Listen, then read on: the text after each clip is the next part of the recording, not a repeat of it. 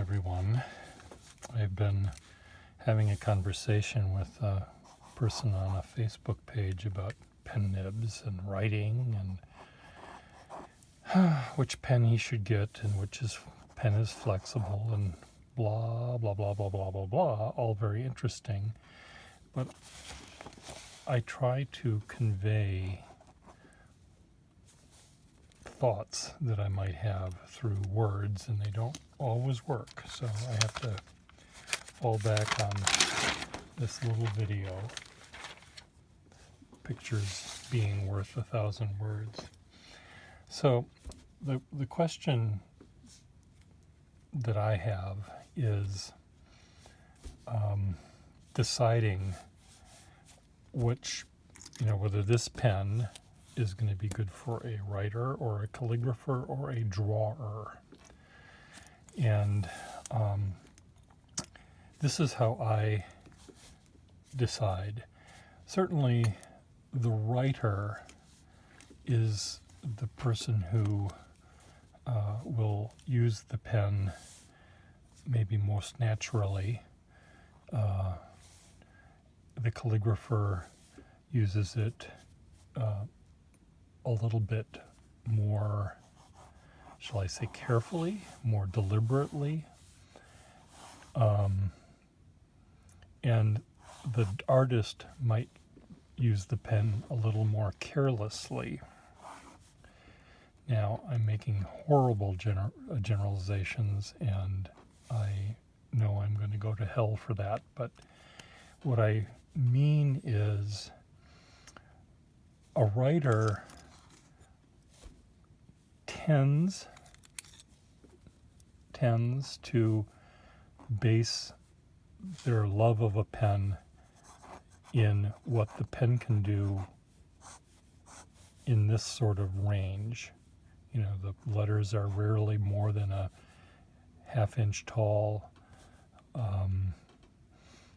The speed at which they write might be fast or slow. They want the ink to flow well. They want the pen to start immediately when they put the pen on the paper. They want it to function in the same way that someone wants an automobile to function when they're dropping the kids off at soccer practice or going to the grocery store or going to work or even going on a really long road trip. They want it reliable and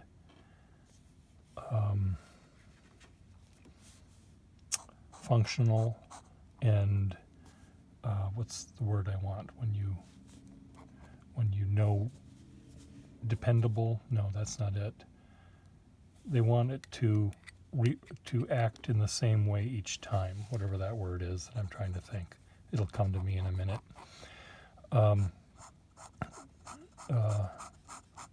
They expect it to work the same way tomorrow as it did today. And that almost everything I just said sounds like a negative. I don't mean it to be. I once had a college roommate who, whenever we would go out to eat, and this is in college where we didn't have money to spend on food, and we were refueling more than dining. And he always chose, when it was his turn to choose, we'd always go to something like McDonald's or Wendy's because they were reliably the same. He didn't want to take a chance at some burger joint that didn't have a chain connected with it. So what's the word I want? Where the expectations are known, and whatever that word is. I know it's an easy word, but unlike our president, I know the best words, but I can't find them like he can. It's very, very true. It's very, very, very, very, very true. So anyway, the point is a person who who writes thoughts and words and checks and balances the checkbook and writes angry letters to the editor, etc., and maybe even writes a novel or a poem, they want dependability and reliability, and they want to have a certain expectation that is never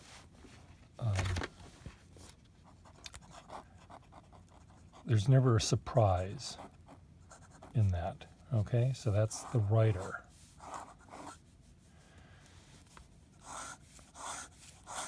For a calligrapher, the calligrapher might be happy with any pen, but they may understand, I'm trying to get back to my car analogy, they may understand exactly the limits that this car has. It can go from 0 to 110 miles per hour. It can go from 0 to 60 in X seconds, and they know that, so that they can, on their way to the grocery store to pick up the milk, they will press on the gas exactly the right way, and the car will accelerate, and they'll know exactly how to stop the car at a stop sign. They understand the fuel efficiency of the car. They make their very deliberate lines and curves and shapes in such a way that they are really in tune with the nib, and they let the nib tell them exactly what to write and how to write it and how fast to write it and how big to write it. They really, I think they maybe know more about the nib than the artist or the writer. So they are maybe the most knowledgeable, not the most intelligent or whatever, or maybe creative or anything, but they're the most knowledgeable about how this nib works. I'm not trying to suggest that calligraphers are not creative.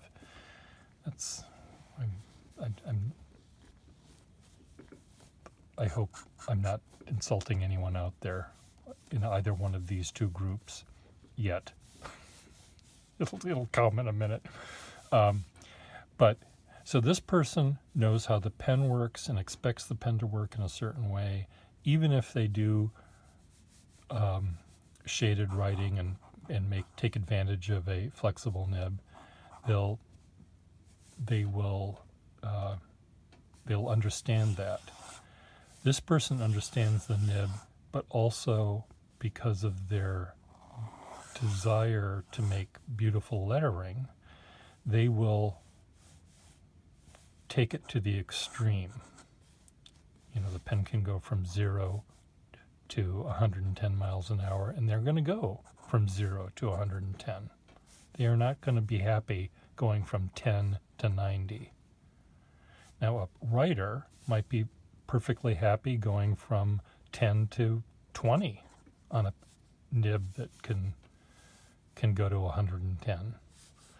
They're more interested in the words they come up with and the speed at which they can put these words on paper, and then they are about how pretty it might look. They want it to be legible so they can read what they wrote, but they don't necessarily care about the prettiness of the pen, the line, that the pen makes. So, but anyway, the calligrapher will take any pen, any given pen, and they will ascertain its range and the speed at which they can write the line and the kind of paper they like, and they will use all of these factors to determine how they will write the make their beautiful calligraphic lines. Now, the third is the artist, the sketcher. Now, a sketcher, when they are drawing, if they're sketching, we'll just go with sketching, not with rendering, but with sketching. Sketching is you're out there in the middle of a thunderstorm and your lightning bolts are coming down and the wind is blowing and the dark clouds are coming in, and you're trying to very quickly, draw this nature before it goes away. And you're pushing the pen around and you're letting your emotions take over. And you might push a pen when it really doesn't want to be pushed. And you might press down a little bit more than it wants to be pressed down. And this is where I think a nib that is perfectly suited for either one of these two might break with an artist in his creative moments when he's not thinking. Some artists don't even think when they're not being creative, but when they're pushing things around and pulling things and trying to draw really, the blackest cloud and the brightest angular lightning bolt and all of this sort of stuff, they're not using necessarily standardized line forms. A good calligrapher will, make that swirl exactly the same when they do it again. An artist will make a swirl, and if they try to copy it, they'll fail. They may not understand how to get it back. Now, there are some artists that, I think a cartoonist who studies how to create faces and figures based on sort of this calligraphic line that they use. Maybe they can put together two figures that are almost identical because of their calligraphic. I'm calling it a calligraphic line. It's their figures are made up of. They seem to be made up of standardized shapes and lines, and I love seeing that in some cartoonists' work. So anyway, we've got these three different people that could presumably use this pen. A flexible nib, let's say they all want a flexible nib. This person, the flexible nib, will probably be safest in this person's hand because chances are they're not pushing it toward this limit. They're sort of safely within the speed limit, even when passing. They go 35 miles an hour when they're passing a person going 34 miles an hour, even if it takes them an hour to do it over 35 miles. This person does push it to the limit. And this person might go over the speed limit and get a ticket or cause an accident. So for this person, I have found certain nibs that have a rubberiness to them, where they feel stronger. Waterman nibs tend not to feel as strong to me as Wahl Eversharp nibs. Wahl Eversharp nibs seem to be made, a cross-section of a Wahl Eversharp nib might have one more level of molecule of gold or one more alloy of the 14 karat gold that makes it a little tiny bit sturdier. There's something about their nibs that feel stronger than Waterman nibs. What do you think, folks? Write your answers below. Yes, of course, there are exceptions to every nib out there, but there's just a certain strength that I find in Eversharp nibs that make me feel that if I knew someone was a sketcher, I would say, let's get a Wahl Eversharp nib in your hands. And I think that I would be confident that the pen would not suffer trauma by being pressed down a little bit too much. Of course, you have to know. And I don't know if it's I don't know if it's in your fingers that you know that you can't go, or if it's in your brain where you know you can't press down anymore. There's, I think, a slight change in the feedback you get from a pen nib where yes, I can take this nib and I can keep applying pressure until it breaks. But there's some point at which the nib tells me, don't really go, this is about as far as I want to go. And I don't want to go any further. And maybe I should test this out with nibs that are missing their iridium, where I'm not really worried about breaking them. And I can maybe see if can I actually codify this emotion this feeling I'm feeling based on something more tangible than this mushy feeling. So Wahl Eversharp pens tell me this more loudly than a Waterman pen. A Waterman pen tells me it too, but the Wahl pen says it louder, and it says, "Okay, I'm done. Don't push me down any further." A Waterman will say the same thing, but a little quieter. And I think I hear it. I think I have a good hearing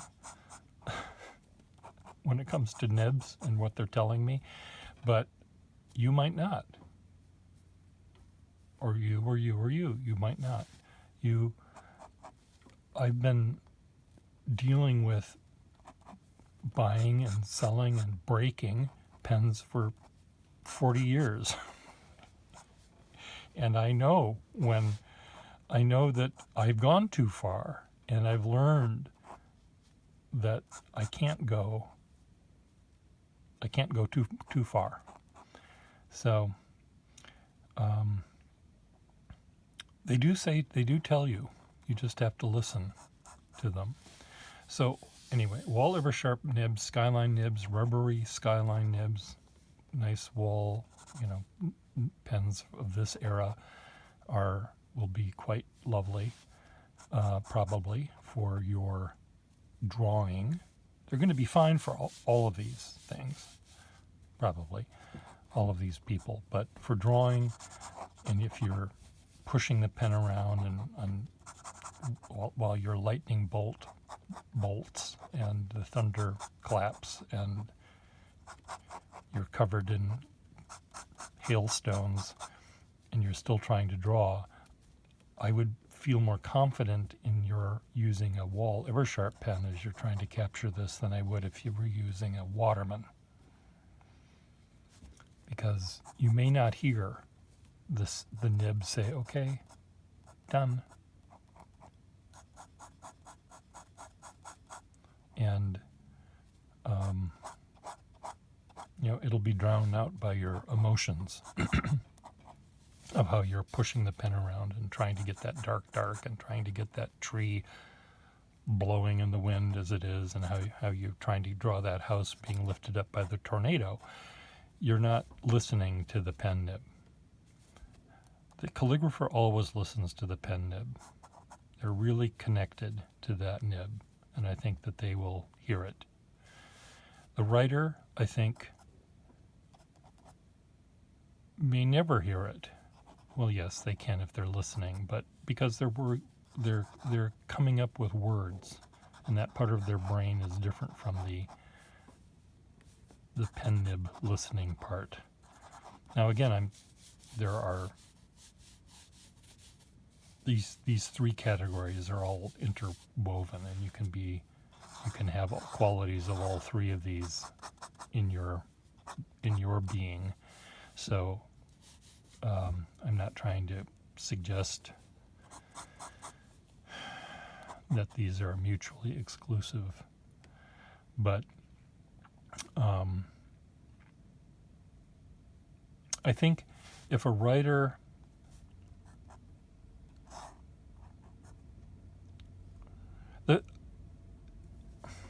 a pen is pretty safe in a writer's hand,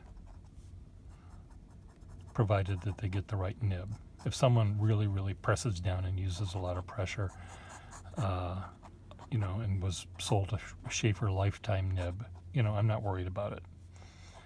If that person is sold a Waterman flexible nib, yes, I would worry. But presuming that the person got the right pen, and the salesman said, okay, based on how you hold your pen and how you write, this pen will survive all of the words you write for the rest of your life.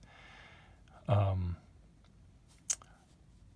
think the writer is the one that's most safely within the speed limit that the pen can go from 0 to 110. They're going to be well within that range. They may not make the finest line that a calligrapher makes. They may not make the thickest line that a calligrapher makes, because both of these things in many cases require more room to make these lines, more speed to make these lines than most writers will use to write. The calligrapher, in making one letter, can take up the whole page, whereas a writer usually wants to have more than one letter in a page, because their novel is going to be really long. So they're probably the most restrained of all of the three. And again, the artist, the sketcher, is going to be the one that's going to be pushing the pen in a way that maybe the pen may not like. So anyway, I don't know if this helped anyone at all. Bye. Oh, the pen collector, this group, they don't care. They do not care, because they don't use the pen. They want it to be perfect. They want it to have the right nib. They want it to but they don't really care how it writes, or how it draws, or how it does calligraphy. So I'm not including them in this, because they're going to take this Maserati, they're going to look at it in the garage and then close the door and go in the house to buy another Maserati of a different color and a different year, but they're never, ever, ever going to drive it to the grocery store or on the racetrack.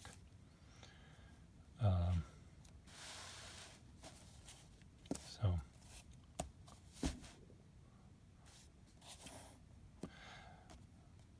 safely within the speed limit. Everywhere's a school zone with a writer who's careful. This person takes it out on the racetrack. The Indianapolis 500 racetrack, they're going to take it out. And this one is going to go off-road, bouncing around through the puddles and over the boulders and up and down the hills. So I hope I'm not insulting the writers out there. I don't mean to be,